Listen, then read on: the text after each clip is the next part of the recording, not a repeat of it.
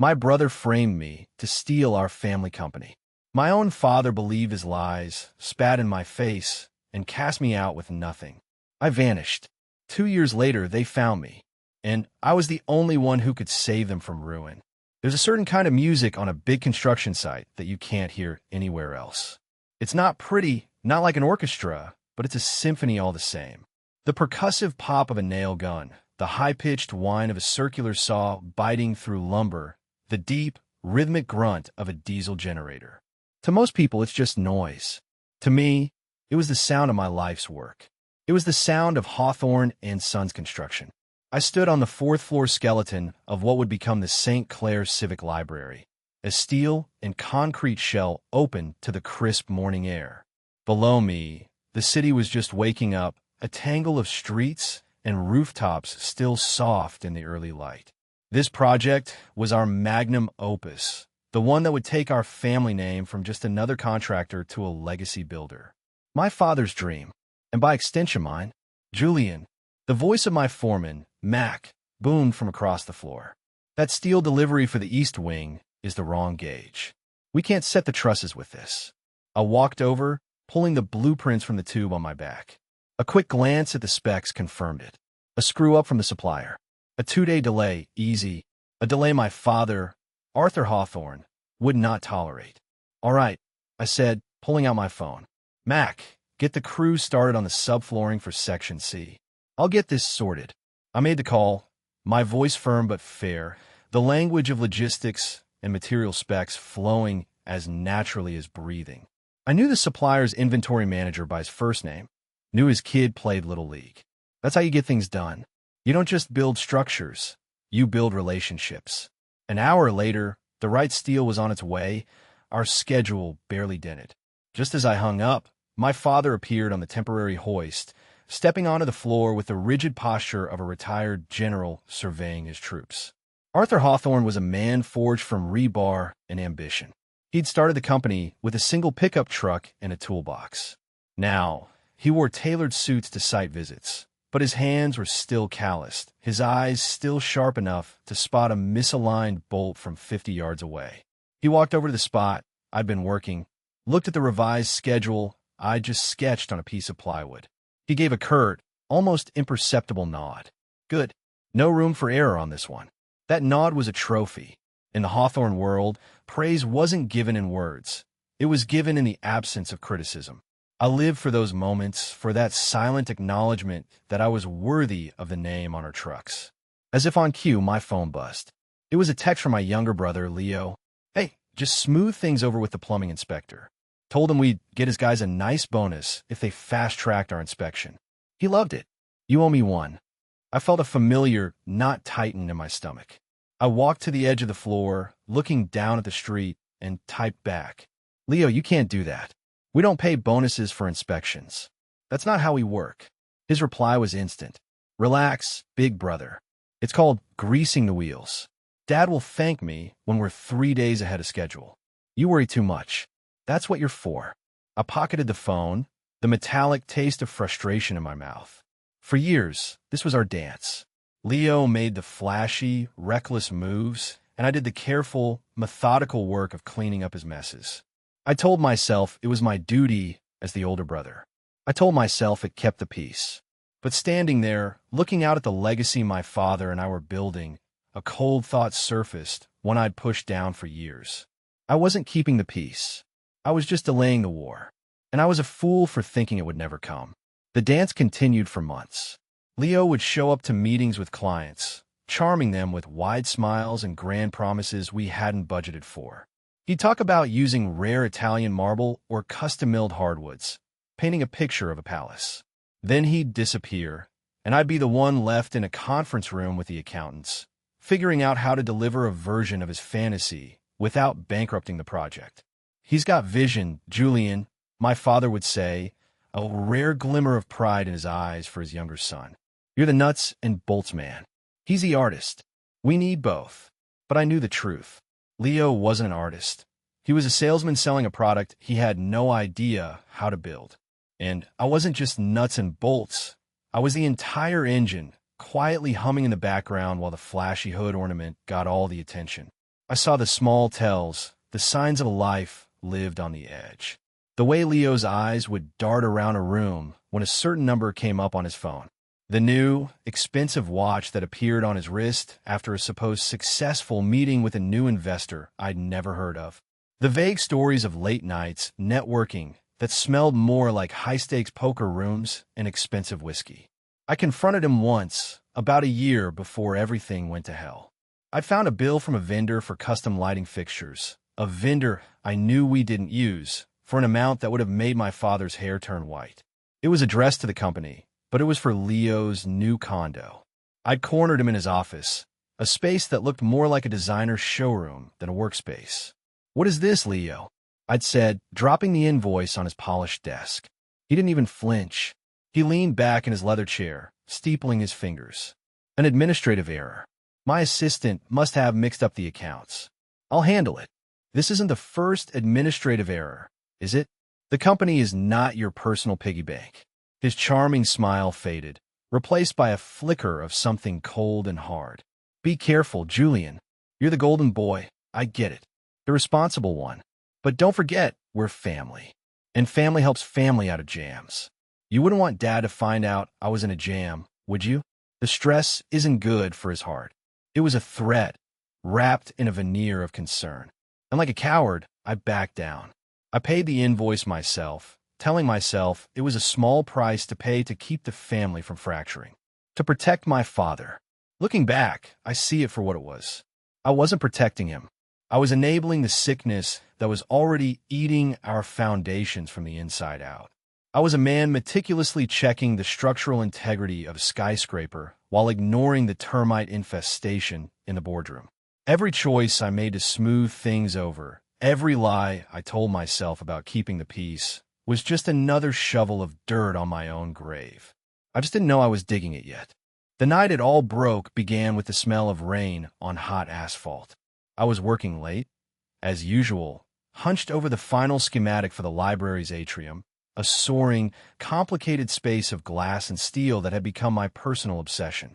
The office was quiet, the symphony of construction replaced by the gentle hum of the servers and the rhythmic patter of rain against the window. It was in these quiet hours that I felt most connected to the work, to the clean, logical world of angles and load-bearing capacities. A world that, unlike my family, made sense. The door to my office creaked open. It was Leo. He looked terrible. His usually perfect hair was disheveled, his expensive suit rumpled. There was a sheen of sweat on his forehead, and his eyes had the frantic, hunted look of a cornered animal. "Julian," he said, his voice a hoarse whisper, "I need to talk to you." He shut the door behind him a little too quickly. I leaned back in my chair, the familiar knot of dread tightening in my gut. "What is it this time, Leo?" "I'm in trouble. Real trouble." He paced the small space in front of my desk, running a hand through his hair. "I owe some people money. A lot of money." I stayed silent, letting him talk. I'd heard versions of this speech before, but never with this raw edge of terror. It was a bad bet. I thought it was a sure thing. A real estate development deal. It went south. "Gambling again," I said, my voice flat. It wasn't a question. "This is different. These aren't guys you can just ignore." He stopped pacing and leaned over my desk, his palms flat on the blueprints, smudging the ink. "I need $50,000, Julian. Tonight. 50,000. The number hung in the air, obscene and absurd. "You want me to what, Leo? Write you a check?" "No," he said, his eyes darting towards the hallway. "The company. From the operating account. A wire transfer. I'll pay it back. I swear, Julian, I'll get it back in a month. I have another deal lined up." I finally stood up, a cold, hard anger rising in me that I hadn't felt in years. It was the anger of 1,000 small compromises, 1,000 averted eyes, 1,000 cleaned-up messes. "No," I said, my voice quiet but unshakable. "The answer is no, Leo. You don't understand. I understand perfectly. I understand that you see this company, our father's life's work, as your personal ATM. I understand that you think I'll just keep covering for you forever. But that ends. It ends now." He stared at me, his frantic energy replaced by a sudden, chilling stillness. The charm, the desperation, it all melted away leaving something reptilian and cold. He straightened up, a slow, predatory smile spreading across his face. It didn't reach his eyes. "You'll regret this, Julian," he whispered, the words slithering into the quiet office. "I swear to God, you will regret acting so holy." He turned and walked out without another word, leaving the door open behind him. I stood there for a long time, the silence of the office pressing in on me. I thought he was just lashing out, a cornered man making empty threats. I didn't realize he wasn't making a threat. He was making a promise. The next 48 hours were eerily quiet. Leo didn't answer my texts. He wasn't at the office. I told myself it was for the best, that he was licking his wounds. The silence was a relief. It was the silence of a fever that has finally broken. Or so I thought. The call came on a Thursday afternoon. It was my father's assistant, her voice tight and formal. "Julian, your father wants to see you in the main conference room." Immediately, he said to bring nothing with you. "Bring nothing with me?" I asked. "What's this about?" He didn't say. Just immediately. The walk down the hall was the longest of my life. Every employee I passed seemed to stop what they were doing, their eyes following me with a strange mix of pity and morbid curiosity. The air was thick with something unspoken. When I reached the heavy oak doors of the conference room, I felt a tremor of pure dread. I pushed the door open. It was a tribunal. My father sat at the head of the long, polished table, his face a mask of stone. To his right was my uncle, David, his face pale and grim. And to his left, looking for all the world like a grieving son, was Leo. His eyes were red-rimmed, his expression a careful study in heartbreak. "Sit down," Arthur commanded. His voice was flat, devoid of all warmth. I took the chair at the opposite end of the table, the vast expanse of polished mahogany stretching between us like a chasm. My father pushed a thick folder across the table. It slid to a stop in front of me. "Explain this." I opened it. My hand started to shake. Inside was a stack of bank statements, our primary operating account. But they were wrong. They were forgeries, expertly done, but forgeries nonetheless. They showed a series of wire transfers, adding up to exactly $250,000, moved over the past 3 months to an offshore account in the Cayman Islands. An account under the name J. Hawthorne. Beneath the statements was a letter printed on what looked like official letterhead from the St. Clair Library's financial board. It was a vicious, damning document, accusing Hawthorne and Sons of fraud and gross financial misconduct, citing the very transfers in the statements. It threatened not only to terminate the contract, but to sue the company into oblivion and press criminal charges. It was signed by a board member I'd never heard of. I don't understand," I stammered, my mind struggling to process the information. This isn't real. These are fakes." "They're real enough," my father said, his voice like grinding gravel. "Our bank confirmed the transfers. The money is gone, Julian." "I didn't do this." My voice was too loud in the silent room. I looked at Leo, whose eyes were now brimming with tears. "I didn't want to believe it either, Dad," Leo said, his voice cracking perfectly. "I found discrepancies last week. I saw Julian making secret calls, acting strange. I prayed I was wrong. I hired a private firm to look into it, just to prove he was innocent." He pushed another piece of paper across the table. A report from a forensic accounting firm I'd never heard of, confirming the fraud and tying it directly to my workstation, my login credentials. It was all a lie. A beautiful, intricate, perfectly constructed lie. I looked at my father, pleading, "Dad, this is Leo. He asked me for money 2 nights ago." I said no. This is his revenge. Look at him. You know him. My father's face, which had been stone, now contorted with a rage so profound it seemed to suck the air out of the room.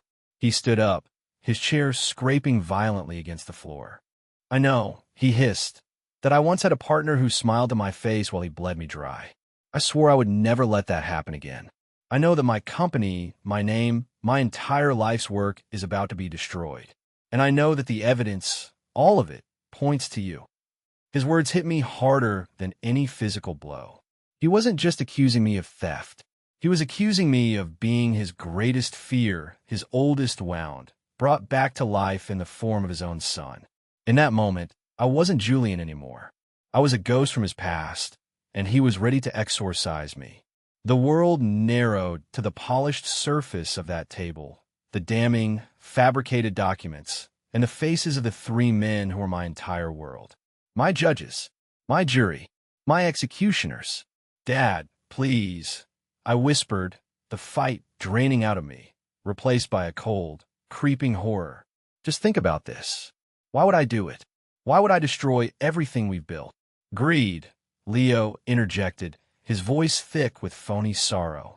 Or maybe you were in trouble. We'll probably never know. I ignored him, my eyes locked on my father. Listen to me.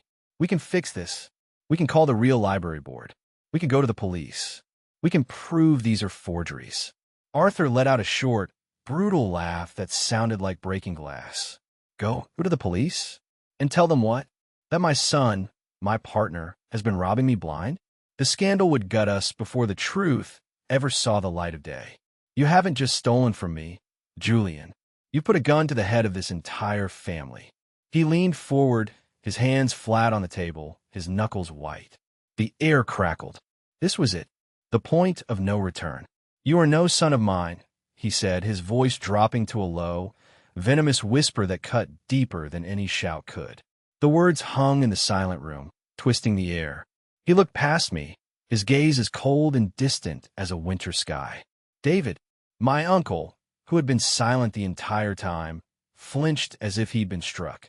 He is no longer an employee of this company. Arthur continued, his voice utterly devoid of emotion. It was the voice he used when firing a subcontractor for shoddy work. It was procedural. It was final. He is no longer welcome in this building. He is a trespasser. Get him out. David's face was a mess of conflict and fear, but he was a man who had followed his older brother his entire life. He wouldn't stop now. He stood up slowly, his chair making a soft, apologetic sound on the carpet. Julian, he said, his voice barely audible. Let's go. I was frozen, unable to move, unable to breathe. I was being unmade, erased. My identity, my past, my future, all of it stripped away by a boardroom decree. Get him out of my sight, Arthur hissed. David walked around the table and put a hand on my shoulder. The touch was meant to be gentle, but it felt like a brand. It was the touch of a jailer. He guided me to my feet and led me towards the door. As we walked out, the heavy oak door closing behind us with a soft, final click, I looked back one last time. Leo was now standing by my father's side, a comforting hand on his shoulder, playing the part of the supportive, loyal son. My father wouldn't look at me. He was staring at the wall, at a portrait of his own father, the man who had laid the first foundation stone of Hawthorne and Sons. His face was a mask of grief, but it was the grief of a man who had just buried a son, not one who was questioning if he had just buried the wrong one. David walked me down the long hallway. The employees who had watched me go in were now studiously looking at their screens, the silence of their collective avoidance a roar in my ears. He didn't take me to my office. He took me straight to the front door. He didn't even let me get my coat. He pushed the glass door open into the gray afternoon. I'm sorry, Julian, he mumbled, not meeting my eyes. Then he let the door swing shut, the lock clicking into place behind me. I stood on the pavement in the middle of a Thursday afternoon with nothing but the clothes on my back. I was an exile, a ghost, a man who, 10 minutes ago, had a name, a family, and a future, and now had nothing. I don't know how long I stood there on the sidewalk, watching the life of the city move around me. People rushing to meetings, couriers on bikes, the distant siren of an ambulance. A whole world operating as if mine hadn't just ended. My reflection in the tinted glass of the lobby was a stranger, a man in a crisp shirt and tailored slacks who looked like he belonged in that building, but who was now locked out of it forever. My truck, a Ford F-150 with the proud Hawthorne and Sons logo on the door, was parked in my designated spot. My spot. It felt like a cruel joke. I walked to it in a daze, my key fob feeling alien in my hand. I slid into the driver's seat. The cab smelled of coffee and sawdust, the scent of my life for the past 15 years. I rested my forehead against the steering wheel, the plastic cool against my skin. My breath came in ragged, shallow gasps. There were no tears. I was too far gone for tears. I was in a state of shock so profound it felt like a strange, dreamlike calm. I started the engine and just drove. No destination. I drove through the downtown core, past the skeletal frame of the library project, our library project. My project. I felt a wave of nausea, so intense, I had to pull over. I saw my crew, Mac and the others, still working, ants on a structure whose heart had just been ripped out. They didn't know it yet. My phone buzzed. It was a notification from my bank. Your accounts have been frozen due to a pending legal investigation. A second buzz. Your corporate credit card has been deactivated. Click, click. The sound of doors slamming shut, one by one. Leo and my father weren't just throwing me out. They were salting the earth so nothing could ever grow back. I drove for hours, aimlessly, as the city lights began to blur into streaks of neon. I ended up in a dingy gas station parking lot on the edge of town. My mind was a maelstrom of rage and disbelief. How could my own father not just believe a lie, but embrace it, wield it like a weapon against me? The evidence. He clung to the evidence.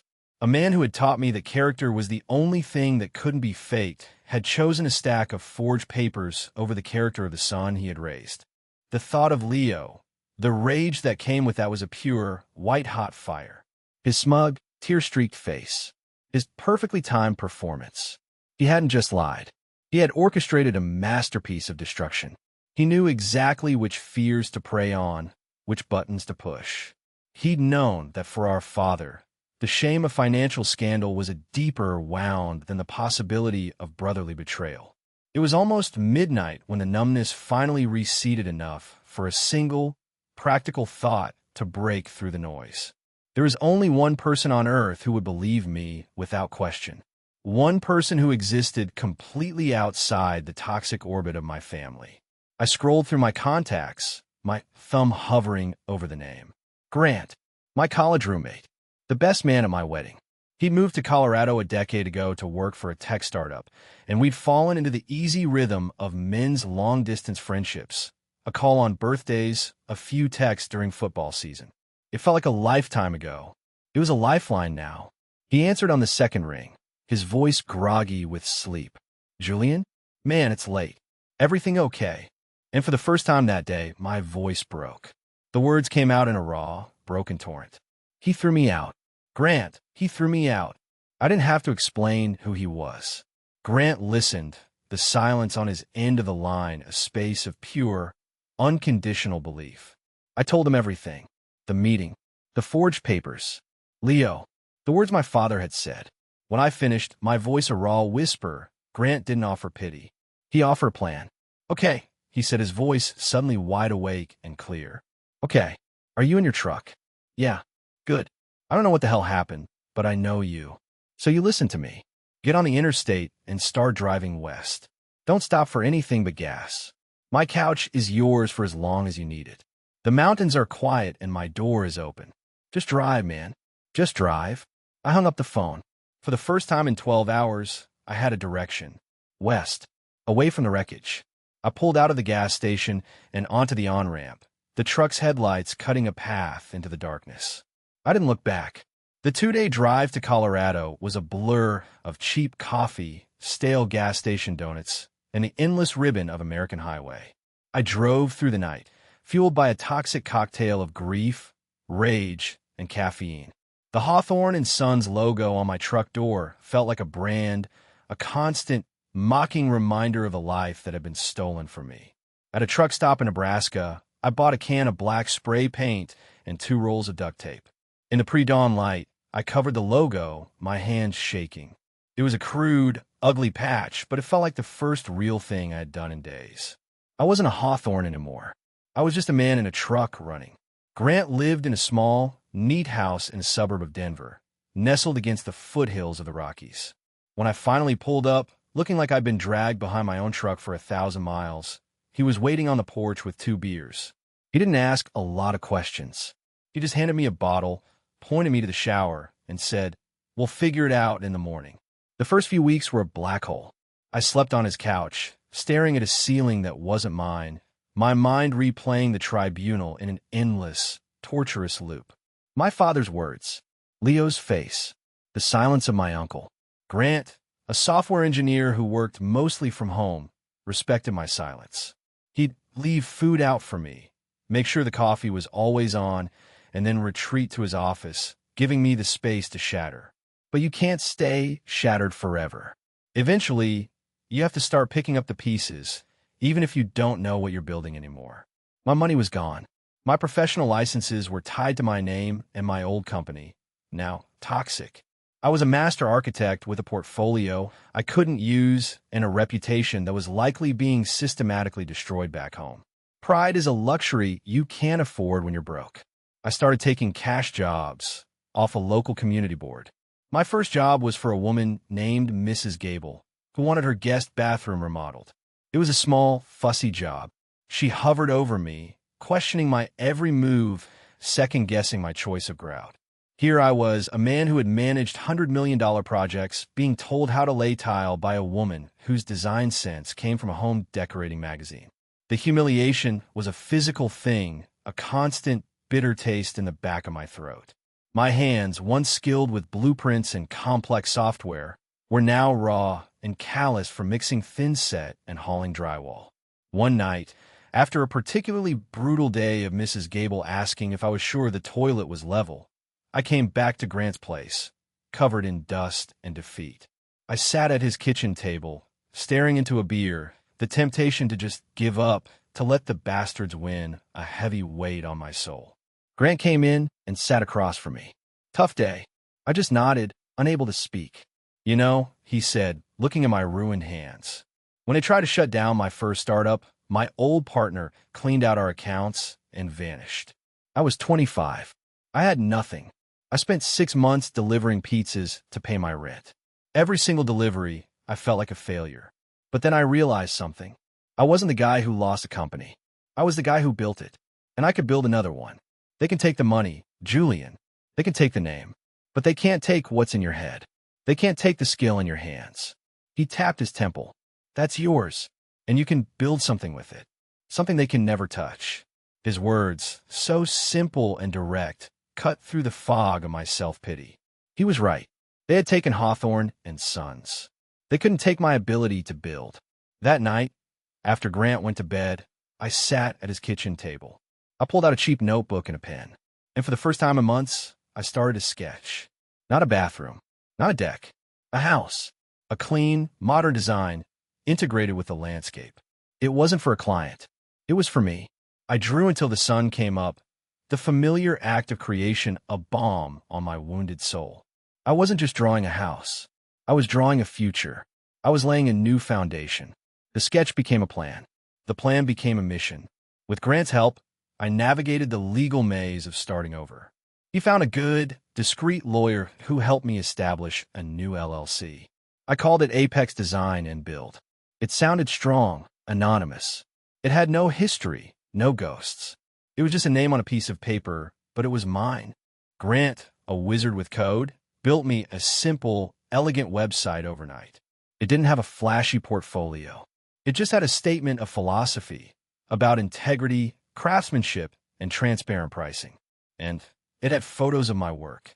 Not the grand library, but the smaller, meticulous projects I was now taking on, a beautifully crafted cedar deck, a perfectly renovated kitchen, the bathroom I'd finished for Mrs. Gable, who, despite her hovering, had been thrilled with the result and had, surprisingly, become my first 5-star review.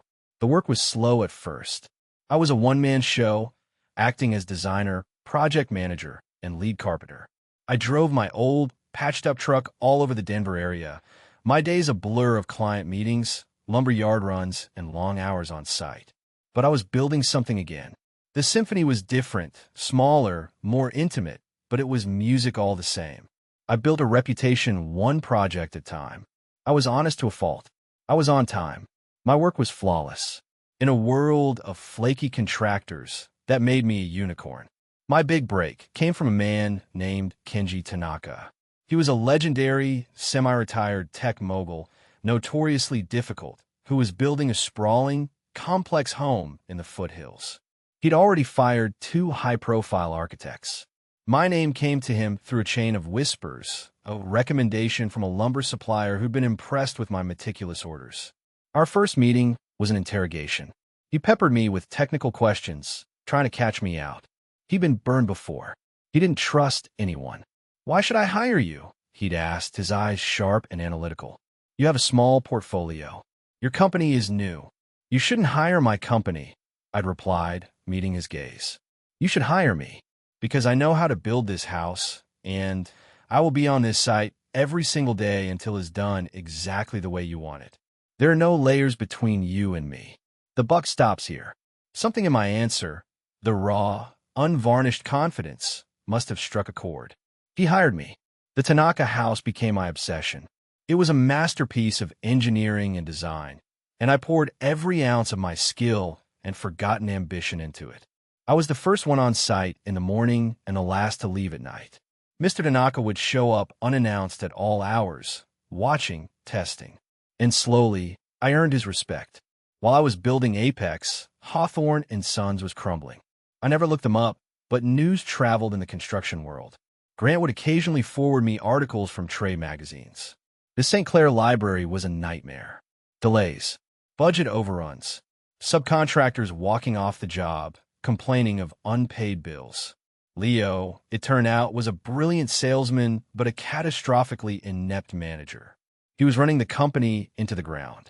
The articles never mentioned my name. I was a footnote, a ghost they had successfully exorcised from their official history. One evening, about 18 months after I'd arrived in Colorado, Grant forwarded me a short article from a local business journal back home. The headline was simple: Hawthorne and Sons facing massive lawsuit over library project. Below it, a small, grainy photo of my father leaving a courthouse. He looked a decade older. His shoulders were slumped, the proud, rigid posture gone, replaced by the weary slump of defeat. I felt a strange, hollow pang in my chest. It wasn't satisfaction. It wasn't pity.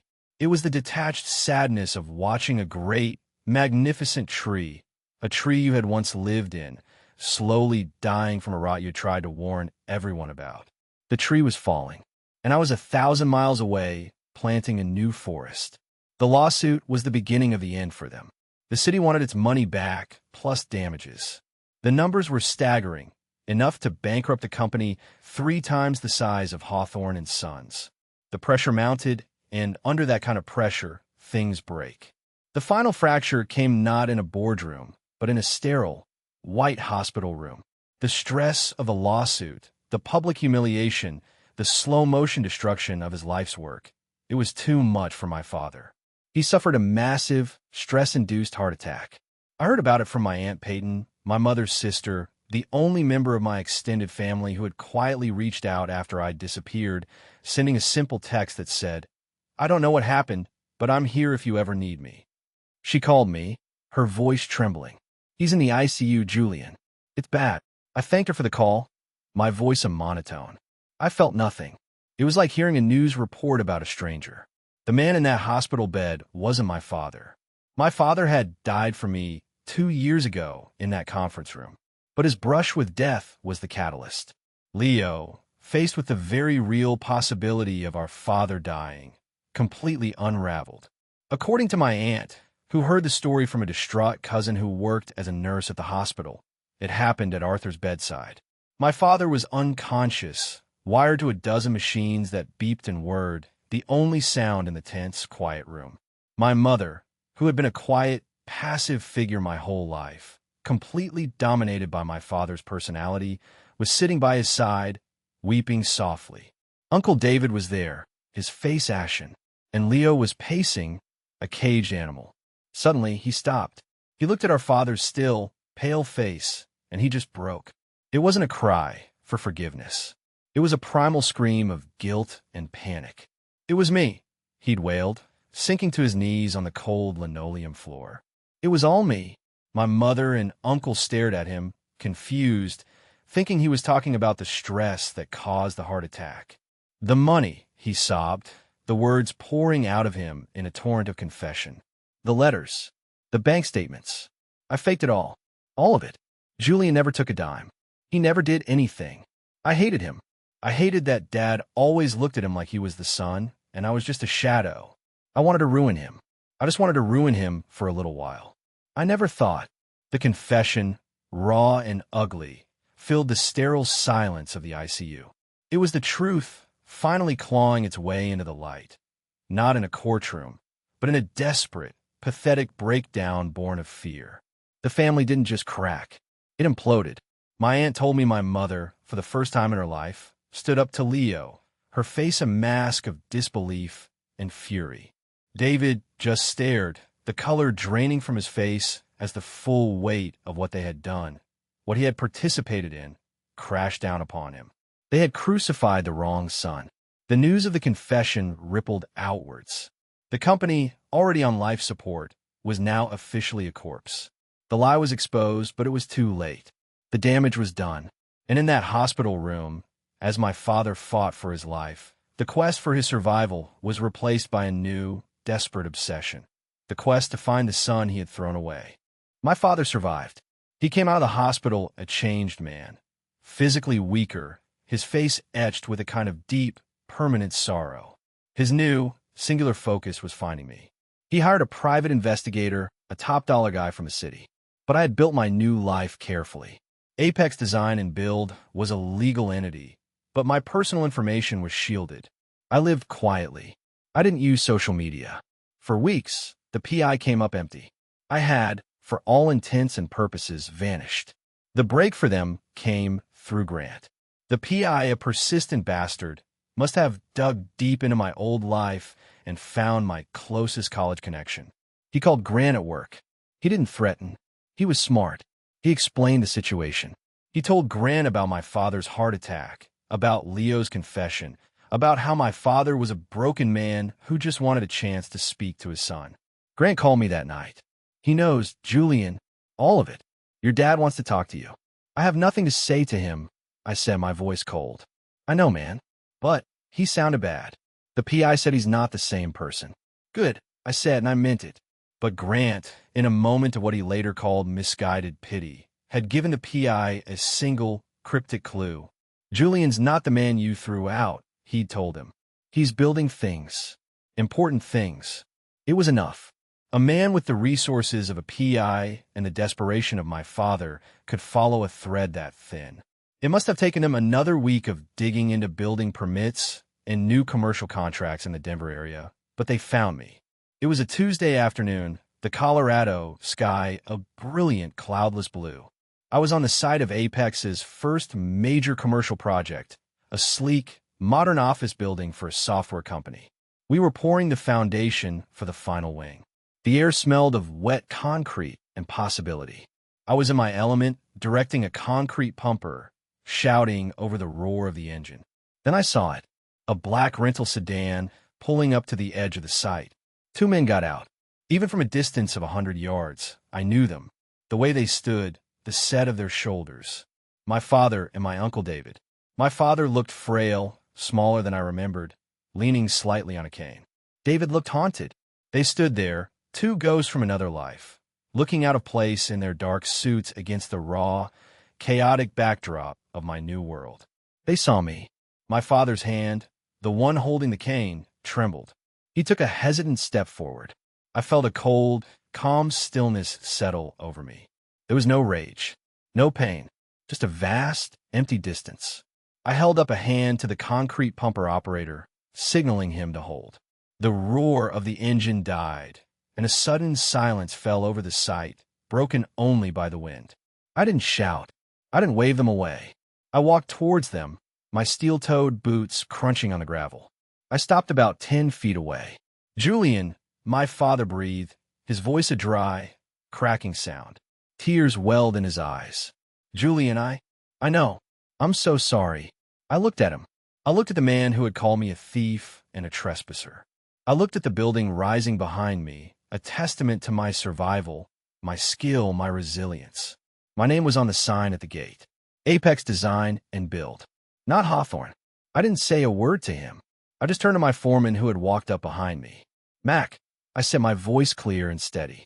Let's get this pour finished before we lose the light. Then, Without a second glance at the two men who had destroyed my life, I turned my back on them and walked away. I left them standing in the dust of my construction site, two relics of a past I no longer belonged to. My silence was a more powerful weapon than any scream could have been. They didn't try to approach me again on sight, but the siege began. First came the letters, sent to Apex's official P.O. box. Thick, creamy envelopes with a Hawthorne family crest. I threw them into the trash, unopened. Then came the voicemails, left with my new office assistant, a smart young woman named Chloe who I'd instructed to handle all unsolicited calls. She would leave me neat, typed-out messages on my desk. Arthur Hawthorne called. Said it's urgent. David Hawthorne called. Want to talk about family. I swept them into the bin with the letters. They were desperate. The lawsuit from the city was moving forward. With Leo's confession, Hawthorne and Sons had no defense. They were facing total annihilation, bankruptcy, public disgrace, the end of the family name in the industry. And in a stroke of beautiful, brutal irony, the complex structural problems Leo had created in the library's design were so severe that only a handful of firms had the specialized engineering expertise to even attempt a rescue. My firm, Apex, was at the top of that shortlist. They didn't just need my forgiveness. They needed my company. They needed my mind. The final, desperate move came not from them, but through a neutral party. I got a call from Mr. Tanaka. "Julian," he said, his voice as crisp as ever. "I have had a most unusual inquiry. A man named Arthur Hawthorne wishes to retain my services as a mediator. He wants to broker a meeting between his company and yours." I was silent for a long moment. "I'm not interested." "I did not think you would be," Tanaka said. "That is why I am not calling as a mediator. I am calling as your friend. I have reviewed the structural reports for the St. Clair Library. It is a disaster. It is also a brilliant design. Your design, buried under layers of incompetence. It is a landmark building for this city. It deserves to be built correctly." "That's not my problem anymore," I said, my voice hard. "Perhaps," Tanaka countered, his voice softening slightly. "But consider this. They are wounded. They are dying. You can let them bleed out slowly over the next year. A painful public death. Or you can walk onto the battlefield, look your enemy in the eye, and dictate the terms of their unconditional surrender. Justice is not always about revenge, Julian. Sometimes it is about taking control, about setting the board right, permanently. Don't let them die from their own incompetence. End it, on your terms." His words hit their mark. He wasn't asking me to forgive. He wasn't asking me to forget. He was appealing to the builder in me, the strategist. He was offering me not reconciliation, but checkmate. "Set the meeting," I said. We met at a sterile hotel conference room, a place with no history for any of us. I chose the venue. I wanted them on neutral ground, my ground. I arrived first, sitting at the head of a long, empty table, a bottle of water, and a single legal pad in front of me. I was no longer the son being summoned to a tribunal. I was the man they had to petition. They entered together. My father, Arthur, looking like a ghost in an oversized suit, his confident stride replaced by the hesitant shuffle of his cane. My uncle David, his face a permanent mask of weary regret. They looked at me, and for a moment, I saw a flicker of hope in my father's eyes, the hope that this might be a reconciliation. I extinguished it immediately. "Let's begin," I said, my voice cool and professional, gesturing to the chairs at the far end of the table. "You have 10 minutes to state your proposal." David cleared his throat and began, his voice shaky, talking about the lawsuit, the catastrophic engineering flaws, the impossible deadline. He talked about the family legacy, the name his father and my grandfather had built. It was a plea disguised as a business proposal. They wanted to hire Apex as a primary contractor to pay any price to have me come in and save the project, save their name. When he finished, the room was silent. I let the silence hang in the air, a heavy, suffocating blanket. I looked from David's pleading face to my father's desperate one. Then I spoke. "Your proposal is rejected," I said simply.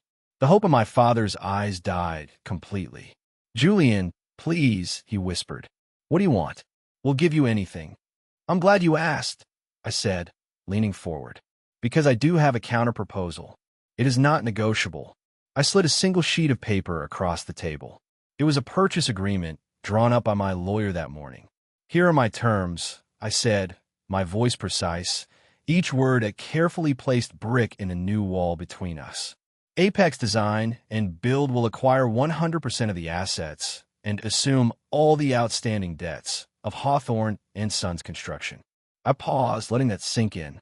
The purchase price, I continued, will be $1. David gasped. My father just stared, his mouth slightly agape. I will personally oversee the rescue of the St. Clair Library project. We will meet the deadline and satisfy the city's lawsuit. But when that building is dedicated, the plaque will not say Hawthorne. It will say Apex. The Hawthorne and Sons name, a name you chose to value more than your own son, will cease to exist. It will be dissolved, its history and its contracts absorbed into my company. I am not here to save your legacy. I am here to claim what was always rightfully mine. My father looked at the paper, then back at me. The tears were streaming freely down his face now, silent tears of a man who understood he had lost everything twice. First by his own blind pride, and now by the cold, clear-eyed consequences of it. You didn't just fire me, Dad, I said, my voice softening for the first time, not with pity, but with a profound, final sadness. You erased me. I'm just returning the favor. He picked up a pen with a trembling hand. He looked at the signature line, then at me one last time, his eyes begging for something I no longer had to give. Then he signed. He pushed the paper back across the table. He had sold his entire world for $1. Months later, I stood on the podium at the grand dedication ceremony for the St. Clair Civic Library. It was magnificent, a triumph of glass and steel, a landmark. In the crowd, I saw him, standing in the back, a stooped old man in the shadow of the great building. Our eyes met across the distance. There was no anger left in me, no hatred. There was nothing. He was just a stranger with a familiar face. I turned back to the microphone. Grant stood beside me, clapping me on the shoulder. Mr. Tanaka sat in the front row, a rare, small smile on his face. I had my own family now, one forged in loyalty and respect, not just blood. I looked out at the building I had built, not from the ashes of my old life, but on a new foundation, a stronger one. They had tried to destroy me. Instead, they had made me. I hadn't got my revenge. I had built it. And unlike theirs, it was built to last.